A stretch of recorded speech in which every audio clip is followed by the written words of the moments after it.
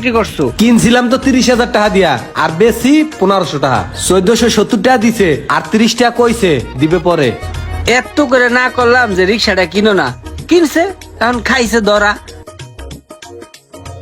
হন চাকরি বাকরি তো ছাইরা দিলাম, রিক্সাটাও বেচ চালাইলাম।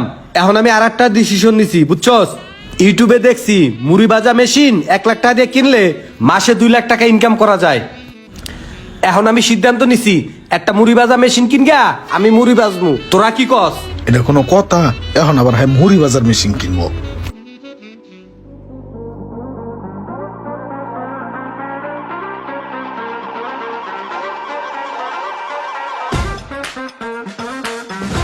আমাদের সমাজে এমন কিছু মানুষ আছে যারা উদ্ভট টাইপের চিন্তা ভাবনা করে এবং উদ্ভট টাইপেরই ডিসিশন নেয়, আর সেই ডিসিশনের সম্মতি নেওয়ার জন্য পরিবারের সবার কাছেই বলে। পরিবারের সবার সিদ্ধান্ত যদি হয় না, তারপরেও সে তার সিদ্ধান্তেই অটল থাকে, সে উল্টাপাল্টা উদ্ভট টাইপের কাজ করবেই।